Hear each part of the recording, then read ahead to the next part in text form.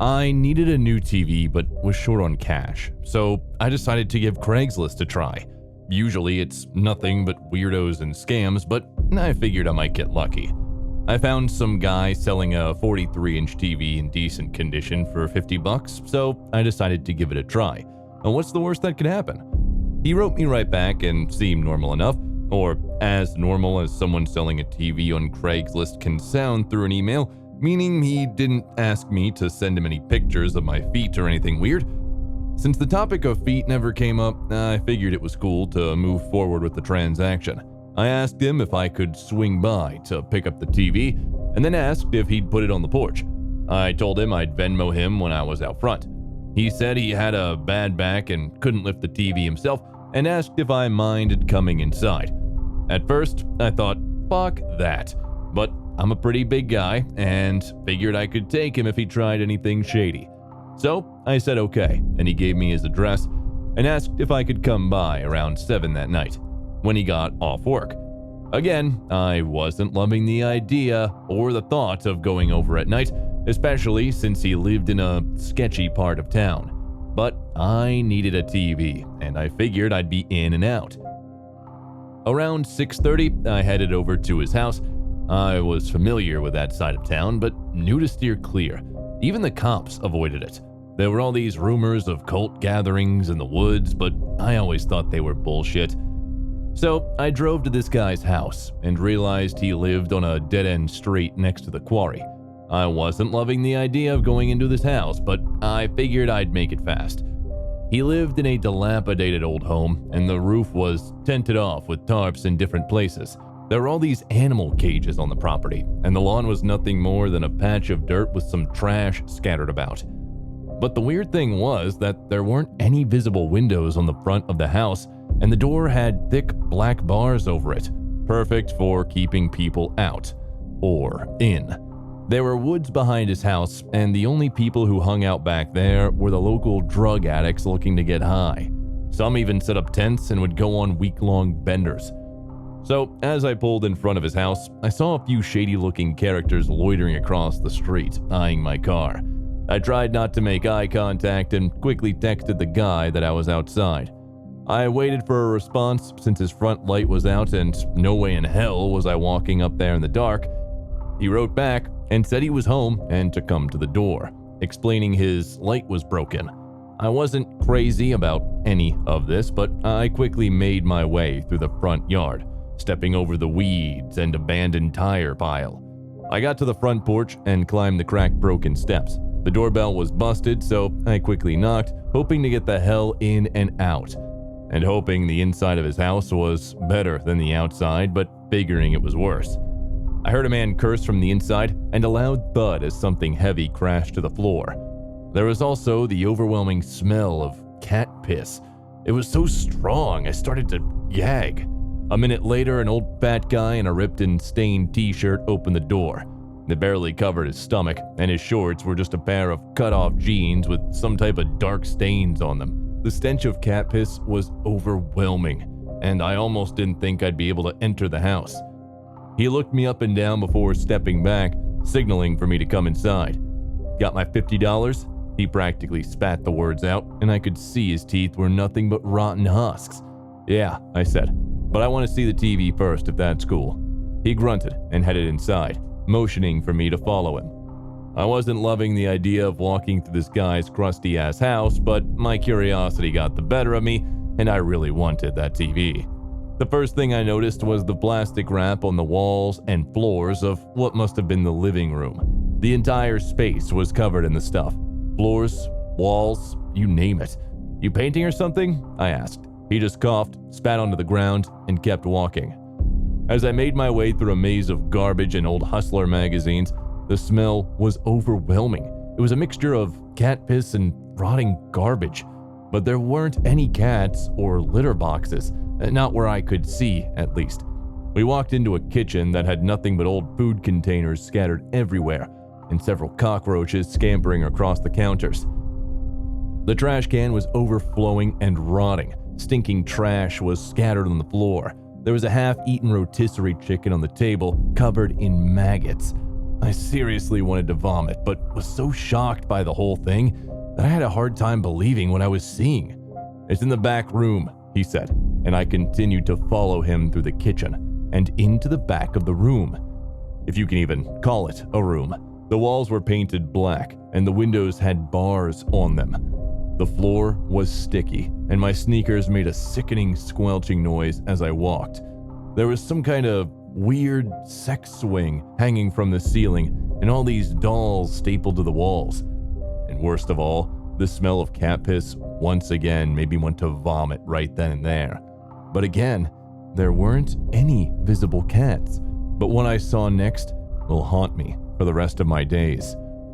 There were 2 couches, but they were almost completely in the dark, so I couldn't see who or what was on them.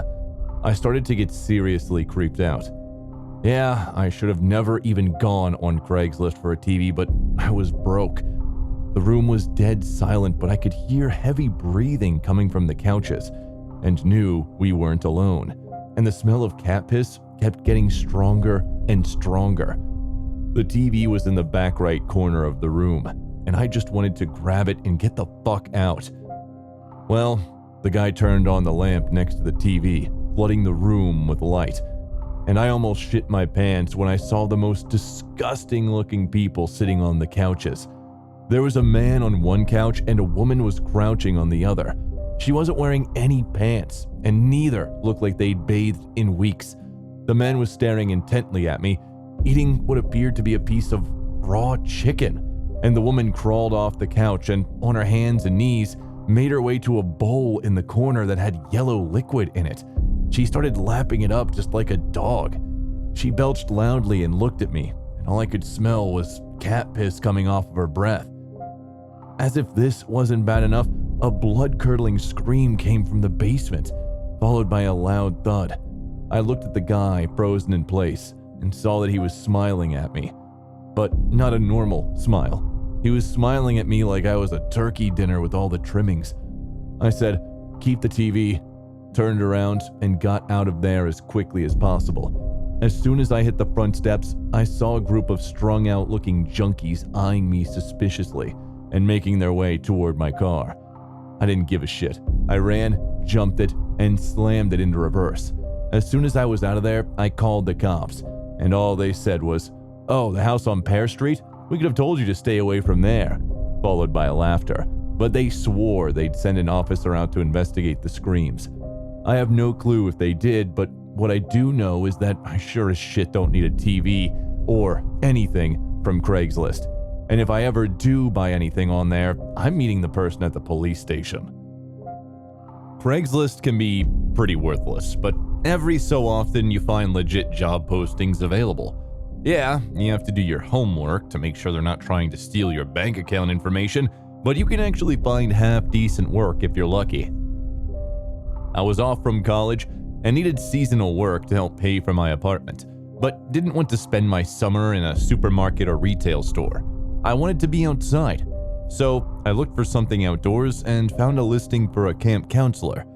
I was in school to become a history teacher, so this seemed right up my alley. I emailed the place for more information, and a guy with a high-pitched voice called me about an hour later. Something about him just seemed off, but he suggested I come over and visit the camp. They said they'd show me around and introduce me to the director. I asked what kind of camp it was. Was it a sports camp? An arts and crafts camp? A science camp? They just said it was for very special people, and I needed to come visit it. I thought maybe it was for special needs kids, so I was excited to do some good with my summer and help some kids have fun. I asked if there was something online that I could check out, and he mumbled something under his breath before quickly rattling off a website to go check out. They told me to come by the next day around noon, but I wanted to give the website a once-over to see what kind of camp it was. The camp wasn't anything out of the ordinary. It was just a generic sleepaway camp for kids. It didn't mention anything about special people, but there was a link to apply, and I figured I'd get the jump on things and complete an actual application. Around 11 a.m., I plugged the address into my GPS and was about to head over there when my girlfriend called. She'd gotten in a fight with her parents and asked if I could come over and pick her up. I told her I had a job interview, but said she could come and wait in the car, or maybe walk around the campgrounds. I thought they might even need 2 camp counselors and maybe we could work together. So I swung by her place, picked her up, and made the trek out to the middle of nowhere. We already live in a pretty remote area, and another half-hour drive into the woods seemed a little fucked up, especially for a Craigslist job posting. But a lot of camps are in the middle of nowhere, right? It adds to the whole roughing it factor. Yeah, it was far, but counselors slept there, so I didn't care. So we pull up about 20 minutes early, and the first thing I notice is that there aren't any cars, no signs for the camp, nothing. It might as well have been an abandoned field, but the guy on the phone said that they were still setting up and to pull into the parking space and follow the path for half a mile. So we did, and as we were walking, we noticed that it was completely silent. I mean, no birds, no bugs, nothing. Weird, yeah, but I shook it all off. My girlfriend looked a little uneasy, but I told her that animals and insects usually get really quiet when they feel threatened, and not to worry. She seemed to relax a little, and we made our way down the path. The tree cover was really thick, and even though it was broad daylight, the afternoon suddenly felt creepy as hell, and I just wanted to get the fuck out of there. But I didn't want to scare her, so I just smiled and kept on walking. About a quarter of a mile in, we got to a rise in the path and could see down below us. That's when my stomach sank. There were all these people in red robes standing around a tree. They didn't see us, and then they were all taking turns approaching the tree. I couldn't see what they were doing, but there was something very clearly tied to the side of the tree that was just out of view. My girlfriend was a few steps behind me and saw the scene a couple of seconds after I did. She startles easily and let out a startled scream. 10 or so robed figures all turned and looked at us.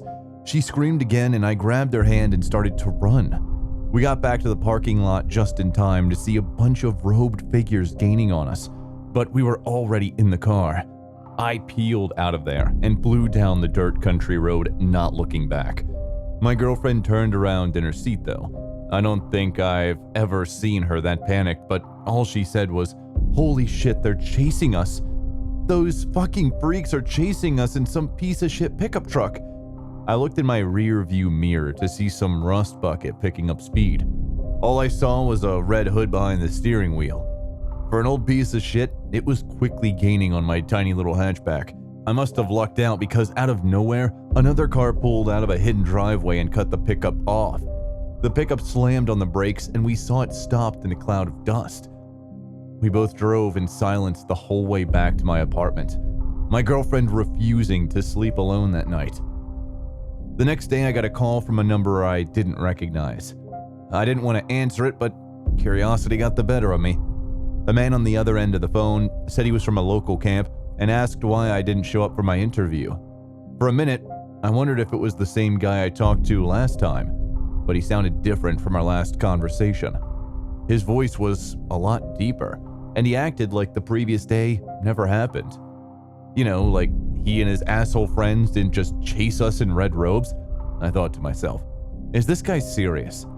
I had no clue what game he was playing, so I decided to go with it and asked him for the address once more, and told him I had something come up and needed to reschedule.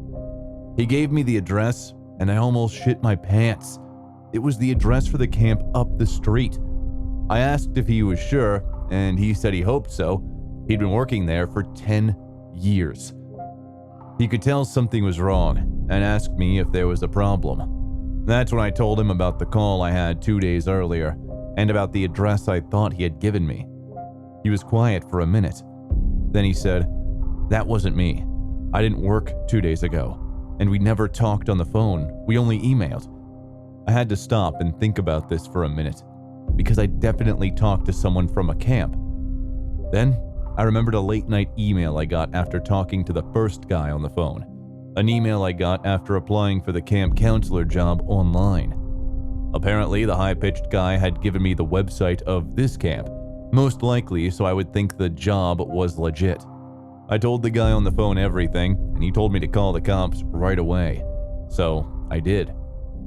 They asked me for the address and said they'd send an officer to check out the place. I never got a call back from the police, but a week later I read something online about a doomsday cult arrested for doing all kinds of fucked up shit to their recruits. They were arrested in the same stretch of woods my girlfriend and I went into. They posed as camps in search of counselors, and the cops had been trying to close in on them for years. My tip made finding their location easier. My band had just broken up, and I was looking to audition for some new ones. I decided to look on Craigslist for other musicians, well aware of the weirdos on there, but optimistic that I might meet some cool people to connect with. I had luck once before, so why not try again? I put up an ad for a singer looking for a band and immediately got a handful of responses. One person, Charlie, was more enthusiastic than others, but that's not abnormal with musicians looking to quickly get out and, play some shows. I wrote Charlie back and we made plans for me to come down and audition. A day before I was supposed to meet him and the rest of the band, I came down with a cold. Being a singer, I had to cancel. Charlie was unnecessarily disappointed, but again, I took that as him being enthusiastic, even if it was a little creepy. He told me he bought me a card to say thank you for auditioning and had planned to give it to me since I was sick. He'd send me a pic of the card instead. My stomach dropped when the image came through my phone. On the front of the card was a dog that looked just like mine, wearing glasses to the ones that were identical to the ones I wear. Part of me was freaked out as fuck, but the other part of me assumed I was overreacting. Anyway, I canceled with Charlie and figured we'd reschedule another day and time. Until then, we texted because I wanted to get to know more about the band and the kind of music they played. But as he texted me, his stories got stranger and stranger. He would tell me about his childhood growing up in England. I'm from the US, and he started to send me pictures. But the pictures were stock images anyone could grab from a basic Google search. Then he started to tell me about Fabian, his twin sister, and about his parents who were diplomats. I know how insane this story sounds. Clearly he was fucking with me. I didn't know if he was just bored or what his deal was, but after a week of his incessant texting, sending me the most ridiculous bullshit pictures clearly pulled from the internet, I told him I was no longer interested in auditioning. That's when really weird shit began to happen. He started insisting I come to meet him and the band. He even said I could bring my girlfriend to hang out with his sister. I tried to be as polite as possible and just told him no thanks and that I was taking a break from music. He was silent for a few days, so I assumed he got the hint. Then around 11 on a Friday night, he texted. Only it wasn't him, it was his sister texting me from his number, saying he was ranting and raving and screaming and carrying on, that no one could console him, but that he spoke of me often and fondly and that she knew I could calm him down. She then begged me to come to their house immediately because I was his one true friend. At this point, I blocked his number because I had no fucking clue what was going on, but I was living alone and didn't want to find out. I put it out of my head and went about my business as usual the next day. That night, I decided to head to the gym. I would usually go earlier in the day, but had been busy with work, so I went right before closing. It was fall, so it got dark out early. Since it was a Saturday night, it was only me and one other person in the gym, not counting the kid behind the counter who almost never paid attention. I headed to the treadmill and the other person hung towards the back, near the weights. I knew most of the members because I was also a personal trainer there part-time, but this person had a hood over their head, so I couldn't tell who it was. I shrugged it off because the occasional weirdo made their way into the gym on a day pass. I worked out for an hour, grabbed my stuff, and headed right to my car. The parking lot had been mostly empty when I got there, but now there was a big black truck parked next to my car. I quickly took my keys and pulled them through my fingers so they were poking out, like a makeshift defense. I quickly hit the button to unlock my car and jumped inside. The second I locked my door, the car next to me started its engine. I pulled out of the space and they did too. They followed me the entire length of the parking lot. I lived only a few blocks away, and every turn I made, they did as well. At this point, I wasn't sure what to do, but I sure as shit wasn't going home. My friend Steve lived in the next town over, maybe a 20-minute ride away. So I decided to drive to his house. Every turn I made, the black truck did too. I called my friend, freaking out. I assumed I pissed some psycho off and he was following me home. Steve told me to call 911 and tell them someone was following me, so I did. I was shaking, but I got my shit together long enough to dial 911. The dispatcher told me to drive to the nearest police station and they'd have an officer outside waiting to meet me. So I started making turns until I got close to the police station, and the driver of the black truck must have gotten clued into what I was doing because they quickly turned left when I turned right. Luckily, I was able to get the license plate number and give it to the dispatcher.